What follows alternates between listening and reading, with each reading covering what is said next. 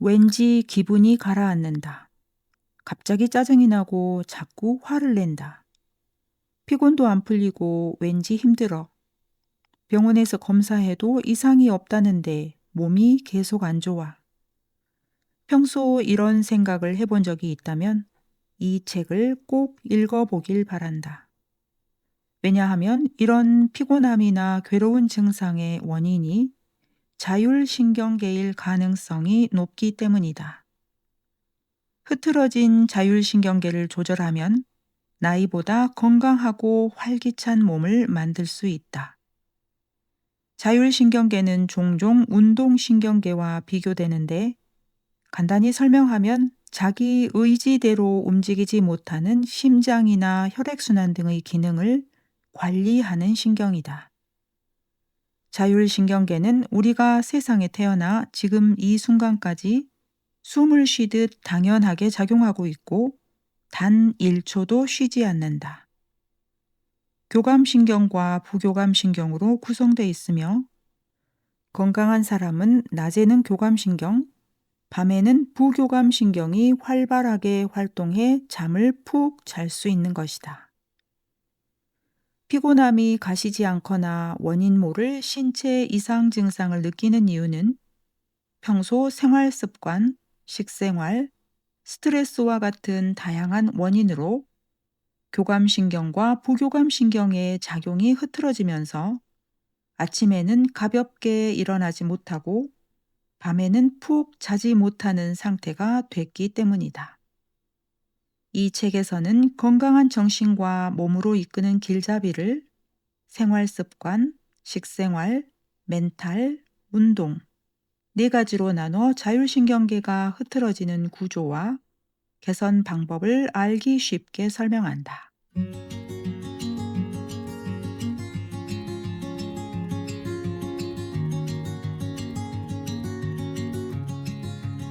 안녕하세요. 행복한 책 읽기 은하수 책방입니다. 반갑습니다. 어느새 올해도 거의 다 지나가고 이제 곧 새해가 밝아옵니다. 이맘때쯤이면 여기저기서 들려오는 말, 다사다난했던 지난해라는 표현 많이 듣고 계시죠? 살다 보면 어느 해인가는 유난히 정말 다사다난한 시간들이 있습니다. 하지만 얼마나 다행인가요? 곧 그 시간들과 영원히 작별해도 되니까요. 그리고 곧 새해를 맞이할 테니까요. 누구나 새해에 대한 기대감이 참 크죠. 12달이라는 선물을 또 한아름 가슴에 안고 있는 기분입니다. 아무것도 그려지지 않은 하얀색 종이 한 장과 연필을 들고 막 무언가를 그릴 참인 그런 순간인 거죠. 우리 모두 그 종이 위에 무엇이든 열심히 그려보기로 해요. 일상의 너무 사소한 것들에만 마음을 뺏겨 속상해하지 마시고요. 그러자면 몸과 마음이 잘 따라줘야 하잖아요. 오늘 여러분께 그 의욕적인 몸과 마음을 위해 도움이 될 만한 책 자율신경계 소개합니다. 고바야시 히로유키 지음, 박주홍 감역, 양지영 옮김, 성한당에서 편했습니다. 저자는 영국 왕립소아병원과 아일랜드 국립소아병원 외과에서 근무하고 일본에서 스포츠 닥터로 활동하는 의사입니다. 자율신경계가 균형을 잘 이루면 우리 몸은 아주 가볍게 느껴지고 소위 말하는 컨디션이 아주 좋다라는 말이 절로 나오게 됩니다. 몸이 그렇게 느끼니 마음도 상쾌하고 편안해지지요. 이렇게 몸과 마음에 큰 영향을 미치는 자율신경계의 균형. 그 방법이 이 책에 다 들어 있습니다.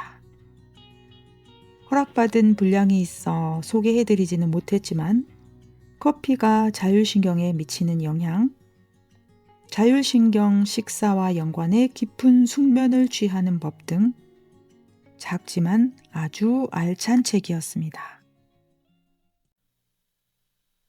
본문 읽겠습니다. 뭘 해도 귀찮다. 깊은 잠을 못 잔다. 바쁜 일상에 쫓기다 보면 이런 마음의 장애를 느낄 때가 많다. 이 밖에 어지럼증이나 두통, 심장 두근거림, 어깨 결림, 요통, 수족냉증이나 부종, 불면증과 같은 불쾌한 신체 증상으로 힘들어하는 사람도 많다.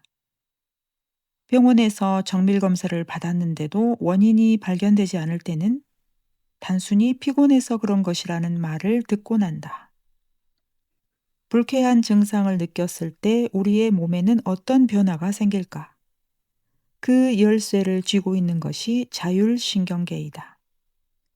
분노, 긴장과 같은 강한 스트레스에 직면하면 자율신경계가 흐트러지고 그 시그널은 앞에서 언급한 것과 같은 불쾌한 증상이 되어 우리 몸으로 전해진다.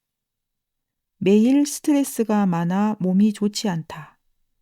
나이가 들면서 체력과 기력이 떨어지는 것을 느낀다와 같은 증상은 자율신경계의 이상에서 비롯된다. 정보를 전달하는 신경계는 크게 뇌에서 척수로 연결된 중추신경계와 이곳에서 온몸 구석구석으로 뻗어 있는 말초신경계로 나뉜다. 말초신경계는 다시 체성신경계와 자율신경계로 나뉜다. 체성신경계에는 감각을 전달하는 감각신경과 손발 등의 근육을 움직이는 운동신경이 있다. 한편 자율신경계는 내장의 움직임, 혈액의 흐름 등 생명을 유지하는 데 필요한 기능을 관리한다. 자율신경계는 자기 뜻대로 제어하지 못한다. 심장을 움직여 혈액을 온몸으로 보내고 호흡하고 음식물을 소화시켜 영양소를 흡수하고 더울 때 땀을 흘리고 추울 때 몸을 떨게 해 체온을 조절하는 기능은 모두 자율신경계의 작용으로 제어된다. 자율신경계는 자고 있을 때도 깨어 있을 때도 우리 의지와 상관없이 몸의 기능을 유지하기 위해 24시간 일하고 있다. 때문에 수면 중에도 계속 호흡하거나 체온을 일정하게 유지할 수 있다. 자율신경을 조절하면 혈액의 흐름이 좋아져 온몸의 세포 기능이 활성화된다. 자율신경계가 안정됐다는 것은 혈류가 좋고 건강하다는 것을 의미한다. 뇌가 활성화되고 머리가 맑아진다. 간의 기능이 좋아져 쉽게 피곤해지지 않는다. 장의 기능이 좋아지면 피부나 머리카락에서 윤기가 난다. 또한 변비 걱정도 없다. 자율신경계는 마음의 상태와 밀접한 관련이 있다. 분노나 불안으로 마음이 흐트러지면 자율신경계의 균형도 무너져 혈류가 나빠진다. 그러면 몸에도 여러 가지 장애가 나타난다. 즉, 몸과 마음은 자율신경을 통해 연결돼 있다. 따라서 마음의 상태가 좋으면 자율신경계도 균형이 잡혀 몸의 상태가 안정되는 것이다. 우리 몸을 자동차에 비유하면 엑셀의 역할을 하는 것은 교감신경, 브레이크의 역할을 하는 것은 부교감신경이다. 교감신경이 우위가 되면 혈관이 수축하고 심박수와 혈압이 올라간다. 심신이 모두 흥분 상태가 돼 마치 엑셀을 밟고 앞으로 나가려는 상태가 된다. 한편 부교감신경이 우위가 되면 혈관이 느슨해져 심박수와 혈압이 떨어진다. 흥분 상태에 브레이크가 걸리면서 편안한 상태가 되는 것이다. 이와 같이 몸의 정반대의 역할을 하는 두 개의 신경이 교차하면서 작용하는 덕분에 일할 때는 일하고 쉴 때는 쉬는 탄력성 있는 활동이 가능하다. 평소 인간은 낮에는 교감신경, 밤에는 부교감신경이 우위가 된다. 하지만 현대인은 불규칙한 생활 습관, 일이나 인간관계에 따른 스트레스 등과 같은 여러 가지 원인으로 자율신경계의 균형이 무너지기 쉽다. 교감신경이 우위에 있으면 온몸의 혈류가 나빠져 심신이 계속 흥분 상태가 되고, 부교감신경이 우위에 있으면 의욕이 생기지 않아 무기력감이나 피로감을 초래한다. 엑셀과 브레이크 중 한쪽만 우위에 있지 않고 둘의 균형이 적절하게 유지되면 비로소 인간이라는 자동차가 최고의 상태로 달릴 수 있는 것이다. 즉, 교감신경과 부교감신경이 모두 높은 레벨을 유지하면 최적이다. 양쪽의 균형이 잘 맞는 상태가 가장 바람직하다. 부교감신경을 높이려면 음악 감상이나 영화 보기, 미소, 심호흡하기, 욕조에 몸 담그기, 식사로 장 관리, 교감신경을 높이려면 대화, 운동, 아침 햇빛을 받으면서 걷기 등이 좋다. 자율신경계의 이상은 몸과 마음에 여러 가지 증상을 일으키는데 그 주요 원인은 혈류의 악화이다. 교감신경이 과도하게 흥분하면 혈관이 수축해 혈액의 흐름이 나빠진다. 또한 부교감신경의 기능이 저하되면 혈류가 개선되지 못해 뇌나 내장까지 타격을 받게 된다. 쉽게 나른해지거나 피곤해지고 혈액순환이 나빠져 두통과 어깨 결림, 내장 기능의 저하로 변비나 설사, 피부 트러블이 생긴다. 면역력이 떨어져 감기나 감염에 따른 질병에 걸리기 쉬워진다. 장기적으로는 혈관 수축에 따른 고혈압, 피가 끈적끈적해 혈관 내피에 상처가 생기는 것에 따른 동맥경화, 혈전에 따른 뇌경색, 심근경색 등 생명에 관련된 중병으로 이어질 위험성도 있다. 이외에도 심장 두근거림, 호흡곤란, 어지럼증, 수족냉증, 권태감, 가슴이 답답함, 손발 저림 등이 있다. 정신적으로는 불안장애, 의욕 저하, 집중력 저하, 불면증, 과면증과 같은 수면 장애가 나타나기도 한다. 딱히 무거운 물건을 든 적도 없고 허리에 부담을 주는 일도 하지 않았는데 요통을 느껴본 경험이 있을 것이다. 예를 들어 병원에 가도 원인을 알 수 없는 만성 요통은 자율신경계의 영향 때문일 수도 있다. 불안을 느끼거나 긴장이나 스트레스가 계속되는 것은 교감신경이 우위에서 작용하면서 혈관이 수축돼 혈류가 나빠졌기 때문이다. 보통 저녁부터 밤 동안에는 편안한 상태가 돼 부교감신경이 우위가 되지만 긴장 상태가 지속돼 교감신경이 흥분된 상태이면 혈관은 계속 수축해 있다. 장시간 동안 혈류가 정체되면서 통증으로 이어지는 것이다. 원인 불명의 통증 때문에 고통받고 있다면 스트레스를 받고 있거나 걱정거리가 있지 않은지 생각해보자. 어지럼증, 권태감, 어깨 결림, 요통, 두통, 심장의 두근거림과 같은 증상이 생겨 검진을 받았을 때 자율신경 실조증이라는 진단명이 나오는 경우가 있다. 자율신경계에 이상이 생기는 나이가 있다. 남성은 30대, 여성은 40대부터 자율신경계의 기능이 저하되기 시작한다. 나이도 자율신경계의 작용에 큰 영향을 미친다. 10대나 20대처럼 젊었을 때는 부교감신경의 작용이 높아져 다소 무리를 하거나 밤을 새워도 하룻밤만 쉬면 피로를 풀 수 있다. 하지만 남성은 30대, 여성은 40대 정도부터 부교감신경의 기능이 급격하게 쇠퇴하기 시작하면서 교감신경이 우위인 상태가 되기 쉬워진다. 교감신경이 우위가 되면 혈류가 나빠져 온몸의 기능이 저하된다. 체력과 근력의 쇠퇴가 두드러지기 시작한다. 여성은 40대 이후에 심신의 여러 가지 이상 증상을 느끼기 쉽다.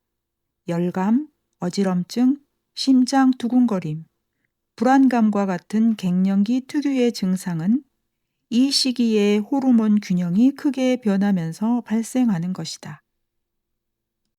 예전에 비해 금방 피곤해지거나 평소와 똑같이 생활하는데도 피부 트러블이 생기거나 지금까지 그냥 지나치던 사소한 일에 짜증이 나는 상태를 나이 탓으로 생각하는 사람도 있을 것이다. 그런데 똑같이 나이를 먹는데도 외모가 젊어 보이고 건강한 사람이 많은 것도 사실이다. 이와 같은 차이는 자율신경계 때문이다. 자율신경계가 균형을 이루면 위장 상태가 좋아져 영양소를 충분히 흡수할 수 있게 되고 혈액의 질이 좋아져 피부와 머리카락에 윤기가 생긴다. 흡수되지 못한 영양소가 지방으로 축적되는 일도 없다. 즉, 자율신경계의 균형이 잡힌 사람은 외모와 신체 모두 실제 나이보다 젊게 살 수 있다. 데이터를 보면 남성은 20대 이후, 여성은 40대 이후의 자율신경계의 총량이 10년에 15%씩 떨어진다. 젊었을 때는 다소 무리를 해서 자율신경계가 흐트러져도 부교감 신경이 회복시켜 정상적인 상태로 돌아오게 해주지만 나이가 들면서 부교감 신경이 저하되면 쉽게 회복하지 못한다. 따라서 나이를 먹을수록 자율신경계의 균형을 맞추려는 노력이 필요하다. 저하된 부교감 신경의 작용을 높이는 게 중요하다. 자율신경계를 조절하는 최고의 방법. 자율신경계는 자기 뜻대로 심장을 멈추거나 움직이거나 혈류를 높이지는 못하지만 균형이 무너지지 않도록 만들 수는 있다. 이때 효과적인 방법은 규칙적인 생활 습관, 적당한 운동, 멘탈 케어이다. 우선 생활 습관이 중요하다. 생활 리듬을 규칙적으로 만들면 자율신경계의 기능도 안정화된다. 이와 반대로 수면이 부족하거나 밤을 샐 경우 교감신경을 흥분시키는 원인이 되므로 삼가도록 하자. 또한 불규칙한 식생활이 되지 않도록 주의한다. 식사 시간이 불규칙하거나 영양이 한쪽으로 편중되면 자율신경계의 균형이 쉽게 무너진다. 운동도 효과적이다.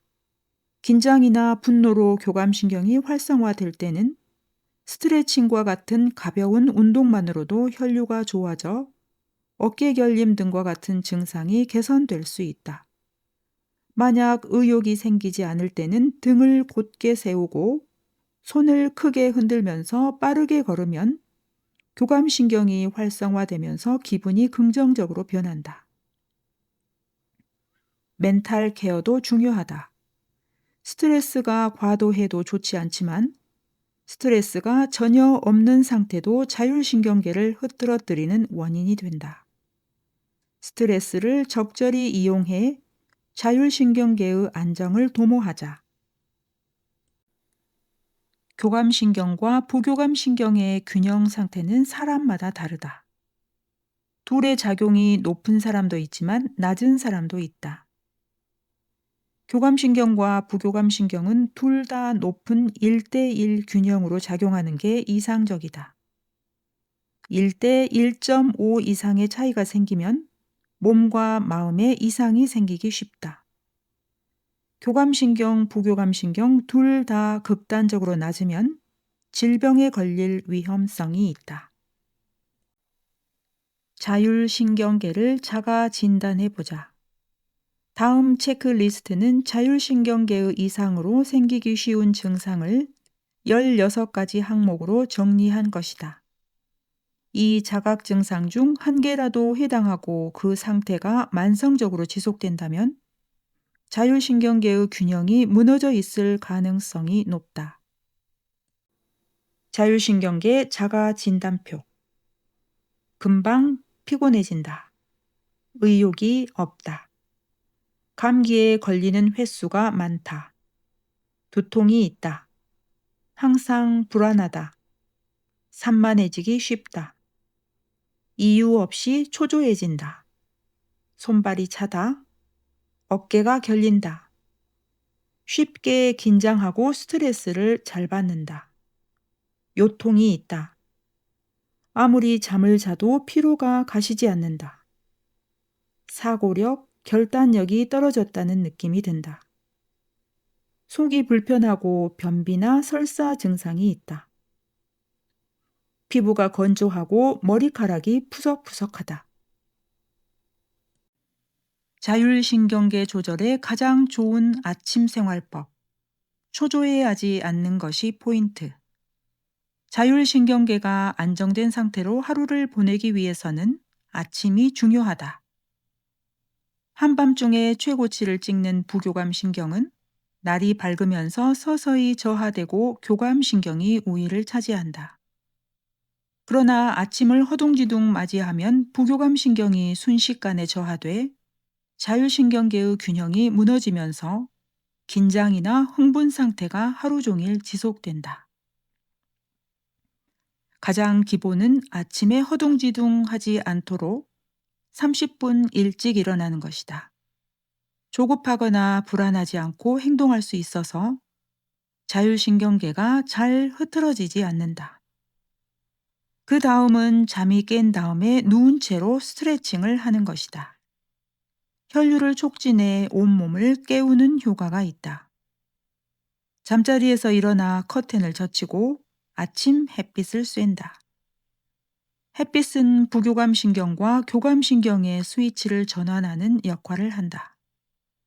그리고 절대 빼놓으면 안 되는 것이 아침 식사이다. 아침 식사를 하면 장이 움직이기 시작한다.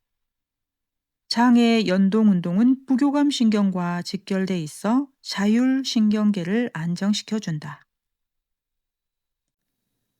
아침에 일어나면 물 한 컵을 마신다. 일어나자마자 마시는 물이 자율신경계를 조절한다. 물을 마시면 부교감 신경이 활성화된다. 초조하거나 불안해질 때 물을 마셨더니 마음이 차분해지는 경험을 한 적이 있을 것이다. 물은 자율신경을 조절하는 데 효과가 있다.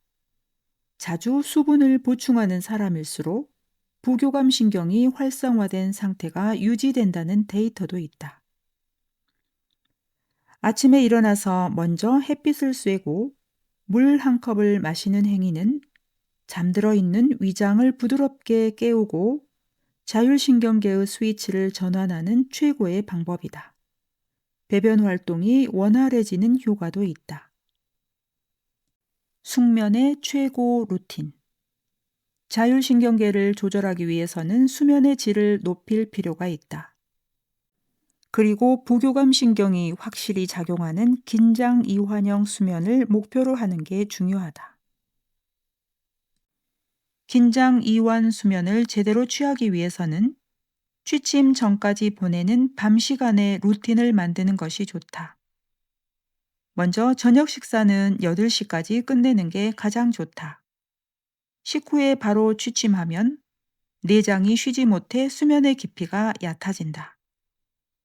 목욕을 할 경우 39에서 40도씨 정도의 미지근한 물에 15분 정도 들어가 있으면 부교감 신경의 작용이 활발해져 수면의 질을 높일 수 있다. 너무 뜨거운 물에 담그거나 샤워로 간단하게 끝내는 것은 좋지 않다.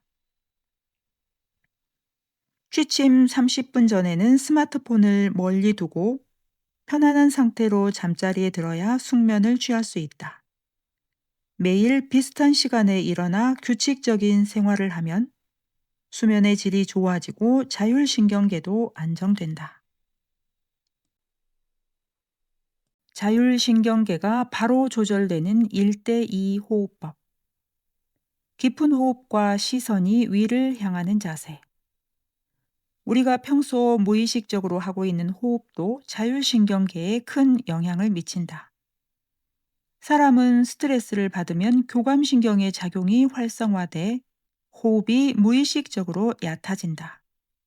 한편 천천히 깊게 하는 호흡에는 부교감신경의 작용을 활성화하는 효과가 있다. 혈관이 확장돼 혈압이 떨어지고 온몸의 혈류가 개선되면서 심신이 편안한 상태가 된다. 즉, 자율신경계를 조절하는 데는 깊은 심호흡이 중요한 것이다. 평소 실천하면 좋은 방법 중 하나는 숨을 들이마실 때는 1, 내뱉을 때는 2의 비율로 호흡하는 1대2 호흡법이다. 3, 4초 동안 코로 숨을 들이마시고 6, 8초 동안 입으로 천천히 내뱉는다. 초조함, 심리적인 압박감, 긴장감을 느낄 때 이 호흡법을 사용하면 바로 호흡이 깊어지면서 편안해진다. 깊은 호흡을 할 때는 자세도 중요하다. 새우등이나 구부정한 자세는 기도가 좁아져 호흡이 얕아지는 원인이 된다. 깊게 호흡하기 위해서라도 평소 등을 곧게 펴고 시선을 위로 향하는 게 중요하다.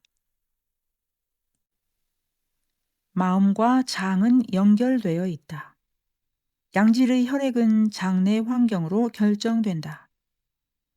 사람은 긴장했을 때 배가 아프기도 하고 스트레스가 지속되면 변비나 설사 증상이 나타나기도 한다. 이는 장과 마음, 즉 자율신경계가 상호작용한다는 증거이다. 장은 소화와 배변 기능 외에도 중요한 역할을 한다. 그중 하나가 혈액을 생산하는 원천이라는 점이다. 자율신경계의 안정을 위해서는 양질의 혈액에 따른 원활한 혈액순환이 꼭 필요하다. 그렇다면 혈액의 질은 장 속에서 어떻게 결정되는 것일까?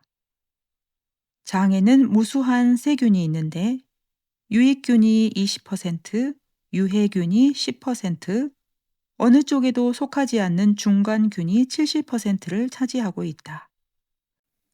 이 중간균이 불규칙적인 식생활 등으로 유해균으로 바뀌면 혈액의 질이 나빠지고 유익균으로 바뀌면 좋아진다. 장내 환경이 정돈되면 혈액이 깨끗해져 혈류도 좋아지고 자율신경계도 안정된다. 이와 반대로 장내 환경이 흐트러지면 혈액이 끈적끈적해지고 혈류도 악화된다. 변비, 피부 트러블과 같은 신체 이상 증상이 나타날 뿐만 아니라 정신적으로도 불안하고 초조해지는 등 자율신경계의 균형도 무너진다. 장내 환경의 악화로 인한 변비도 우습게 넘겨선 안 된다. 변비에 걸리면 행복감을 좌우하는 세로토닌을 만들 수 없기 때문이다. 이 세로토닌이 뇌 속에서 분비되는 양은 겨우 몇 %에 불과하고 약 95%는 장벽에서 만들어진다. 변비는 만성적인 장벽 염증이므로 당연히 세로토닌을 만드는 기능도 떨어지고 분비량도 크게 감소한다. 그 결과 기력이 저하되고 만성 피로나 우울증에 따른 마음의 병을 초래한다. 배변이 장의 척도. 장이 건강해 연동운동이 활발해지면 영양소는 장벽에 충분히 흡수되고 나머지 찌꺼기는 원활하게 배변된다. 하지만 장내 환경이 나빠지면 연동운동이 저하돼 음식물이 장내로 이동하지 못하고 수분만 흡수돼 대변이 딱딱해지면서 차츰 변비 증상이 생긴다. 따라서 매일 배변이 원활한지는 장내 환경의 척도라고 할 수 있다. 배변 간격은 하루에 한 번이 가장 좋지만 2, 3일에 한 번도 잔변감만 없다면 괜찮다. 살찐 사람은 장내 환경이 나쁘다. 별로 많이 먹지도 않는데 살이 찌는 사람과 잘 먹는데도 체형이 변하지 않고 날씬한 몸매를 유지하는 사람의 차이는 장내 환경의 좋고 나쁨에 달려 있다. 장내 환경이 나빠지면 소화 흡수 기능도 약해지고 필요한 영양소는 흡수되지 않은 채 독소만 몸속에 쌓인다. 신진대사가 떨어지고 영양소가 아닌 노폐물과 독소를 함유한 끈적끈적한 혈액이 온몸을 순환하다가 결국 내장 지방으로 축적되는 것이다. 최근 연구에서 자율신경계의 불균형이 비만의 큰 원인이 된다는 사실이 밝혀졌다. 살찐 사람의 자율신경계를 검사해보면 전체적인 균형이 저하돼 있고 그 중에서도 부교감 신경의 기능이 큰 폭으로 떨어져 있는 것을 알 수 있다. 자율신경계 중에서도 장을 움직이는 것은 주로 부교감 신경이다. 즉, 자율신경계가 흐트러지는 원인이 장내 환경의 악화인 것이다. 이것이 바로 살이 안 빠지는 몸을 만드는 가장 큰 요인이다. 절대 하면 안 되는 것은 식사를 거르는 다이어트다. 먹지 않으면 장이 움직이지 않고, 장이 움직이지 않으면 자율신경계의 균형이 흐트러진다. 설사 일시적으로 살이 빠진다 하더라도 장내 환경이 악화돼 살이 빠지지 않는 몸으로 돌아온다. 장내 환경을 정돈하는 식사 시간. 하루에 3끼 식사로 장에 자극을 준다. 장내 환경을 정돈하는 데는 식사 시간이나 횟수가 중요하다. 가장 좋은 방법은 하루 3끼를 정해진 시간에 먹는 것이다. 운동을 별로 하지 않는 사람이나 다이어트 중인 사람은 2끼나 1끼로 충분하다고 생각할지 모른다. 그러나 식사의 목적은 영양 보급만을 위한 것이 아니다. 식사는 곧 장을 자극하는 행위이다. 이것이 바로 하루에 3끼를 권하는 가장 큰 이유이다. 식사를 하면 장에 자극이 전해져 장이 움직이기 시작한다. 한두 번의 자극으로는 장이 활성화되지 않는다. 그렇다고 해서 계속 먹으면 장이 마비된다. 장이 적당한 자극과 휴식을 얻기 위해서는 하루에 3끼가 가장 적당하다.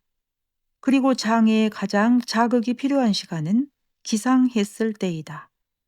아침에 일어나 물 1컵을 마시면 수면 중에 잃은 수분이 보충돼 배변 활동이 원활해진다. 식사 간격은 6시간이 이상적이다. 장이 깨끗해지면 암도 멀어진다. 우리가 질병에 걸리지 않고 건강한 몸으로 살아갈 수 있는 이유는 우리 몸속에 면역이라는 시스템이 있기 때문이다. 많은 면역세포가 협조해 면역 기능을 만들고 외부에서 침입하는 세균이나 바이러스를 격퇴해 감염병으로부터 몸을 보호한다. 내부에서 발생하는 암세포 등의 이물질을 제거하는 역할을 하는 것도 면역 기능이다. 그만큼 중요한 것이 면역인데 면역세포의 70%가 장내에 분포돼 있다. 즉, 장내 환경이 악화되면 면역력이 떨어지고 개선하면 면역력이 높아진다. 더욱이 장과 밀접한 관계가 있는 자율신경계도 면역력을 높이거나 떨어뜨린다. 면역을 담당하는 것은 주로 혈액 속에 있는 백혈구이다. 백혈구에는 과립구, 림프구, 단핵구가 있는데 교감신경이 우위가 되면 세균을 제거하는 과립구가 증가하고 부교감신경이 우위가 되면 바이러스를 제거하는 림프구가 증가한다. 따라서 한쪽이 과도하게 높아지면 안 된다. 교감신경이 과도하게 활성화돼 과립구가 지나치게 증가하면 건강을 유지하는 데 필요한 공생균까지 제거해버리고 부교감신경이 과도하게 활성화돼 림프구가 증가하면 항원에 민감하게 반응해 알레르기 증상이 나타나기 쉬워진다. 따라서 면역력을 올리려면 자율신경계의 균형을 유지하는 게 중요하다. 자율신경계를 조절하는 데는 동물성 단백질이 필수. 자율신경계의 원료인 영양소는 단백질이다.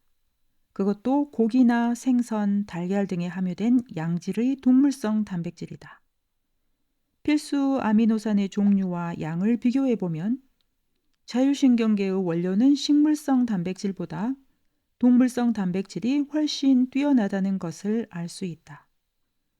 예를 들어 장수하는 사람, 나이를 먹어도 건강하고 활기가 넘치는 사람은 고기나 생선을 즐겨 먹는다.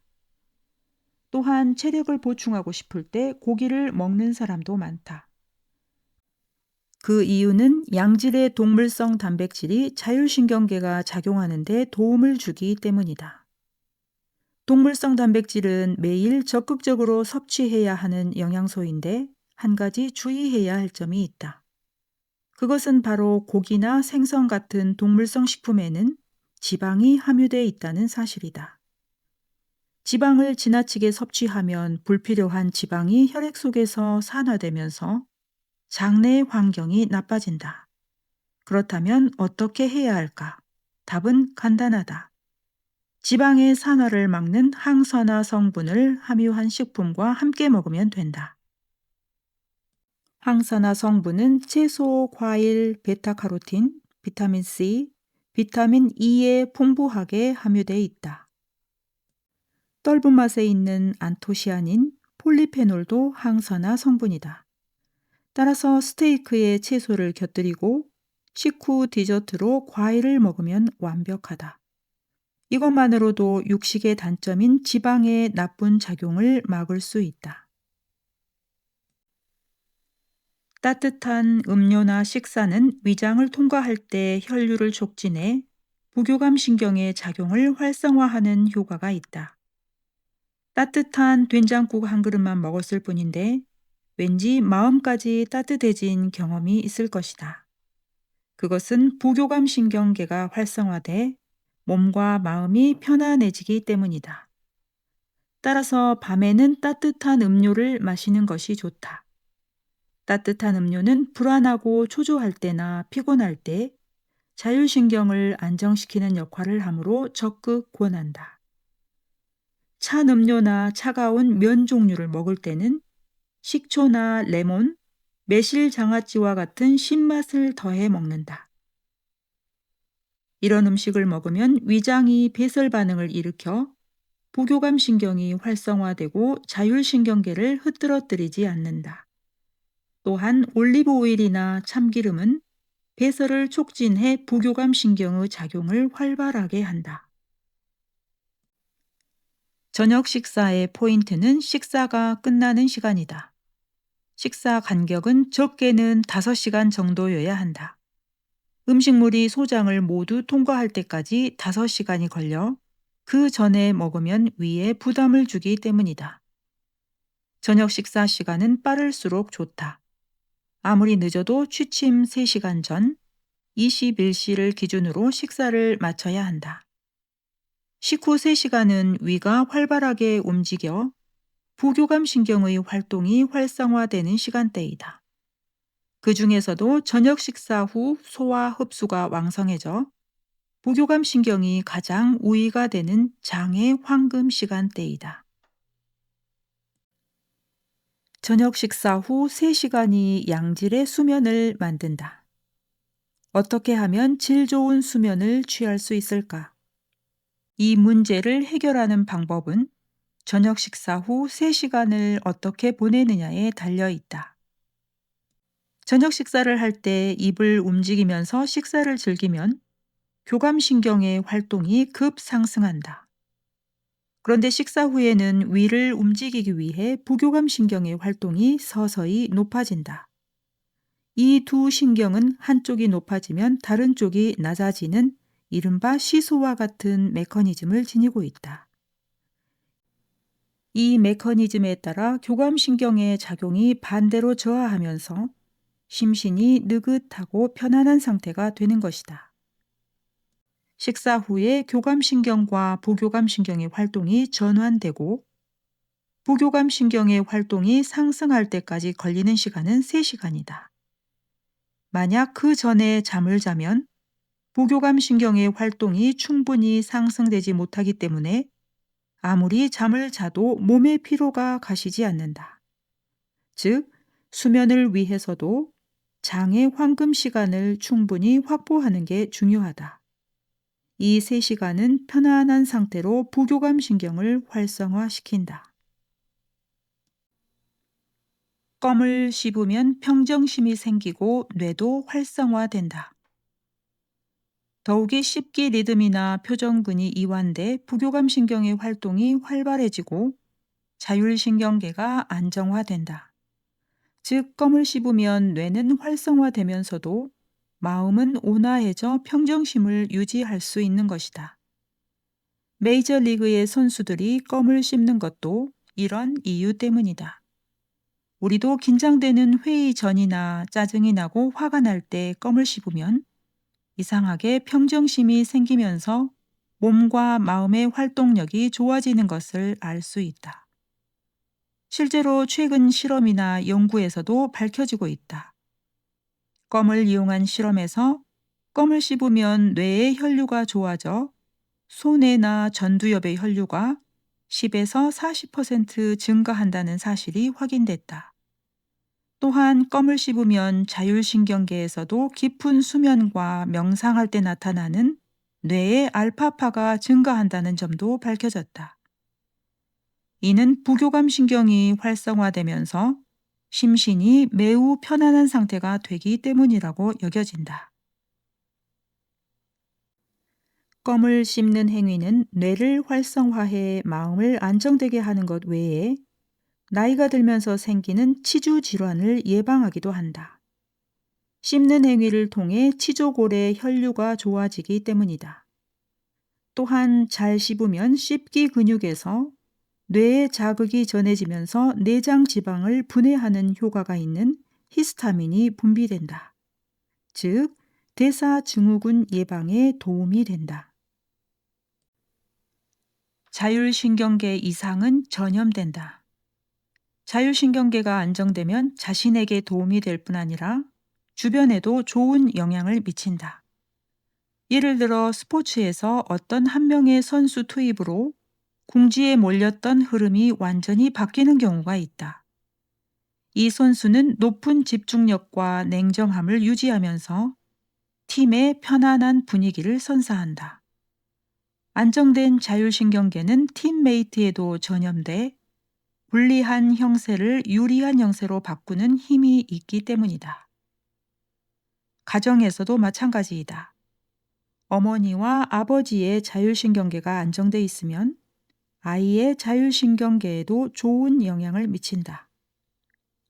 이와 반대로 어머니가 육아에 불안을 느끼거나 아버지가 직장에서 받는 스트레스가 많으면 아이의 자율신경계도 흐트러져서 마음과 몸에 이상 증상이 생길 수 있다. 매사 서두르기만 하는 육아는 아이의 교감신경을 과도하게 자극해 불안정한 상태를 초래한다. 가정에서 어른이 아이를 느긋하게 대하면 아이의 자율신경계도 안정된다.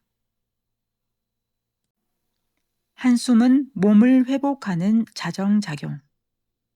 자율신경계의 측면에서 생각해 봤을 때 한숨은 몸에 좋은 것이다. 한숨은 대개 걱정거리가 있거나 고민거리가 있거나 바짝 긴장한 상태로 작업을 할 때 나온다. 이때 몸은 긴장해서 굳어 있고 호흡이 얕아지고 혈관이 수축해 자율신경계가 불안정해진다. 그때 후 하고 길게 숨을 내뱉으면 얕아졌던 호흡이 깊어진다. 그러면 정체된 혈류가 좋아지고 산소의 공급량도 증가해 부교감 신경의 작용이 활발해진다. 즉, 한숨은 자신의 몸과 마음을 리셋하는 멋진 자정작용이다. 이와 반대로 한숨을 참으면 혈류가 더욱 나빠져 두통, 어깨 결림과 같은 육체적인 이상 증상으로 이어질 가능성도 높아진다. 업무나 집안일로 한숨이 나올 때는 몸을 리셋해 행복을 부를 수 있는 좋은 기회라 생각하고 마음껏 깊은 한숨을 내쉬어 보자. 깊은 호흡은 자율신경계를 조절하는 데 없어서는 안 되는 중요한 요소이다. 자율신경계가 흐트러졌다고 느낄 때는 1대2 심호흡을 실천해보자. 어떤 상황이든 웃는 얼굴을 하면 마음이 편안해진다. 힘든 일이나 슬픈 일이 닥치면 웃음을 잃어버린다. 그렇게 우울한 상태로 있으면 자율신경계의 균형이 점점 나빠져 몸과 마음을 좀먹는다. 하지만 힘들 때나 괴로울 때야말로 일부러 웃는 얼굴을 만들어 보면 어떨까? 억지로 만들어도 괜찮으니 웃는 얼굴로 지낼 수 있는 연습을 해보자. 입꼬리를 올리면 얼굴 근육의 긴장이 풀어져 혈액이나 신경의 흐름이 개선되고 자율신경계의 균형이 안정된다. 웃는 얼굴은 자연스럽게 심신을 편안하게 만드는 효과가 있다. 또한 최근 연구에서는 웃음이 면역력 향상과 밀접한 관련이 있다는 것이 밝혀졌다. 마음의 안정을 부르는 하루의 한 곳 정리하기. 방 안에 물건이 어질러져 있고 부엌이나 욕실이 더러워져 있는 생활 환경은 자율신경을 흐트러뜨리는 원인이 된다. 치운다라는 행위 자체에도 자율신경계를 안정시키는 효과가 있다. 지저분한 물건이 정리되거나 더러워진 방이 깔끔해진 모습을 보면서 속이 후련해진 경험이 있을 것이다. 자율신경계의 균형을 잡는 스위치를 켜는 일과로 정리나 청소를 유용하게 활용하길 바란다. 그날 정리하고 싶은 장소를 한 곳만 정해 실천해보자. 시간은 30분 이내가 좋다. 그 이상 길어지면 집중력이 떨어지면서 짜증이 나기 시작한다. 이런 상황이 벌어지면 힘들게 안정시켜 놓은 자율신경을 다시 흐트러뜨리게 된다. 하루 한 곳 30분 이내를 지켜 기분 전환 겸 정리를 시도해보자. 자율신경계 조절에는 운동이 좋다. 적당한 운동으로 혈류를 촉진한다. 예를 들어 업무를 하면서 중간에 20번의 스쿼트를 한다. 이것만으로도 정체된 혈류가 개선되면서 자율신경계가 안정화된다. 또한 아침 저녁의 스트레칭도 권장한다. 아침에 일어나면 3분에서 5분 정도 간단한 스트레칭을 한다. 취침 전에도 마찬가지다. 피로나 어깨 결림을 해소하기 위해 스트레칭으로 몸을 풀어준다. 에스컬레이터나 엘리베이터를 사용하지 않고 계단을 오르내리는 것도 좋다. 걸을 때는 등을 똑바로 세우고 이상적인 자세를 유지한다. 강도 높은 운동은 자율신경계에 악영향을 준다. 오히려 가벼운 운동이 효과적이다. 원래 운동을 하면 호흡이 얕고 빨라져 교감신경이 극도로 활성화되고 부교감신경의 활동이 갑자기 떨어진다. 즉, 자율신경계의 균형을 오히려 무너뜨리게 된다. 극단적인 예로 단거리 달리기 선수는 100m를 거의 무호흡 상태로 달린다. 이는 혈류가 나빠져 혈액이나 산소가 온몸에 전달되지 못하고 노화를 촉진하는 활성산소가 발생해 몸에 악영향을 줄 수 있다. 그렇다면 어떤 운동이 좋을까? 정답은 걷기와 같은 가벼운 운동이다. 걷기는 몸에 부담을 주지 않고 천천히 깊은 호흡을 할 수 있어 자율신경계를 안정화하는 데 가장 좋다. 부교감신경이 흥분된 상태로 혈류를 촉진할 수 있다. 자율신경계에 중요한 것은 몸이 따뜻해지는 정도의 가벼운 운동을 해야 한다는 것이다. 힘든 운동은 근력이나 운동 능력의 향상에 효과적이지만 자율신경계에는 도움이 안 된다. 걷기, 스쿼트, 스트레칭과 같이 누구나 할 수 있는 가벼운 운동이 가장 좋다. 여기까지 하고 오늘의 낭독을 마치겠습니다. 오늘도 끝까지 함께 해주셔서 감사합니다. 잘 실천하셔서 건강한 한 해 되십시오.